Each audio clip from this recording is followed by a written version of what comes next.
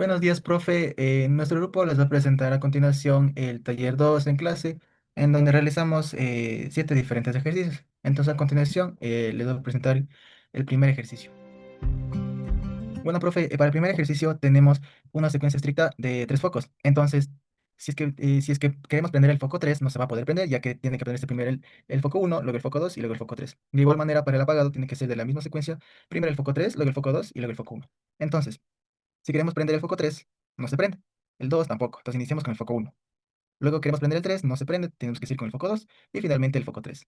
Para el apagado tenemos que iniciar con el foco 3 no con el foco 2 ni con el foco uno. Luego con el foco 2 y finalmente con el foco uno, que es la secuencia estricta que nos pide el ejercicio.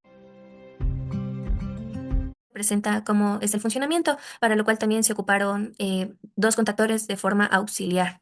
Entonces, al encender S1, se prende Q1, que es KM1. Lo apagamos y se debería encender Q2, que es KM2, y finalmente Q3, que es KM3. Bueno, para el tercer ejercicio tenemos un pulsador para cada motor. En este caso es el motor uno y motor 2 con sus respectivas protecciones. Entonces, para el literal A nos pedía que si activamos los dos motores, cualquiera de los relés que salten deberían desactivarse los dos. Como pueden ver, se desactivó. Y si presionamos otra vez, se desactiva el otro relé, se desactiva todo el circuito. Para el literal B del tercer ejercicio, nos pide que cuando encendamos el segundo motor, en este caso, solo el relé del segundo motor desactive este circuito, no el primer relé del primer motor. Entonces, si desactivamos, vemos que no se desactiva. Tenemos que desactivar sí o sí el relé que está conectado al motor. Y igualmente con el primer motor, si queremos desactivar con el relé del segundo motor, no se desactiva, sino que es con el primer relé. Para el cuarto ejercicio, diseñar una solución para el encendido de dos motores mediante dos temporizadores on delay, con una condición de un pulsador normalmente abierto y uno normalmente cerrado. Con el normalmente abierto, en este caso S1, para encender KM1 y después de 3 segundos se encenderá el KM2. Con el pulsador normalmente cerrado, hará para que se apague primero KM2 y luego de 5 segundos KM1. Y no debe quedar ninguna bobina energizada, como se muestra a continuación.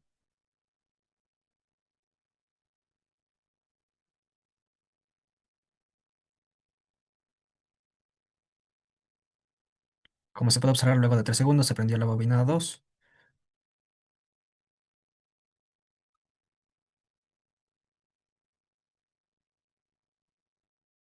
Luego del transcurso de 5 segundos, se apaga la bobina 1.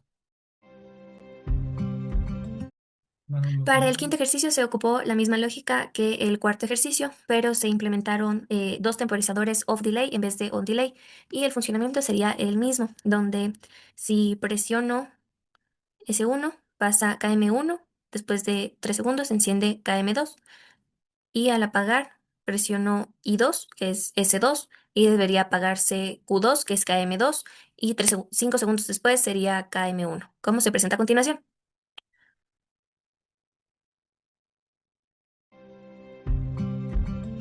Para el ejercicio 6 hay que diseñar un circuito de control usando solo un relé on delay para poder encender tres lámparas H1, H2 y H3 con el funcionamiento de la siguiente manera. Con el pulsador se enciende H1 y después H2. Transcurrido de 5 segundos se apagará H1 y se encenderá H3 y H2. Estos permaneciendo encendidos y el H1 y el H3 no deberán encenderse al mismo tiempo. Con el relé deben desactivarse y no debe quedar ninguna bobina energizada. Ok.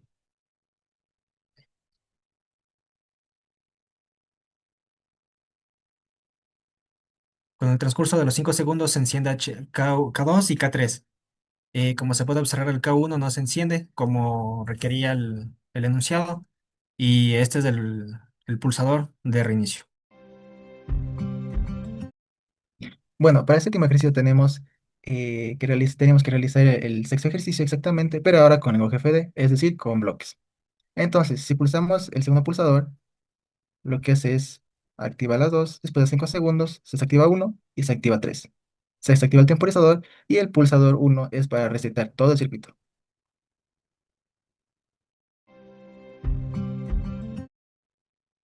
A continuación vamos a presentar nuestras conclusiones y las recomendaciones, donde nuestra primera conclusión es que la práctica nos permitió comprender de una forma integral cómo se estructura un sistema de control, usando la aplicación de Logos of Comfort, la cual nos ayudó y nos facilitó la implementación de secuencias un poco complejas, permitiéndonos modificar, ampliar, corregir la lógica sin necesidad de tener cambios tanto físicos o cambios en la simulación, pero que sean bastante complejos.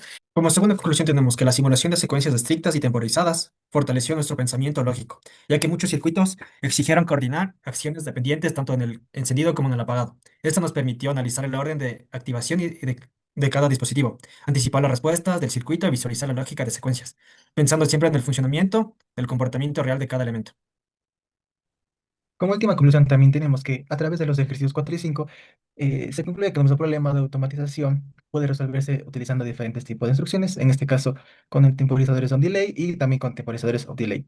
Esta elección dependería de la arca de seguridad y de cómo se comporten las señales de entrada ante un fallo de energía. Como primera recomendación es que en caso de ser necesario implementemos los bloques auxiliares, que en este caso se llamaban en logomarcas, para evitar que un pulsador afecte directamente a toda la lógica del control, es decir, que afecte directamente a bobinas principales.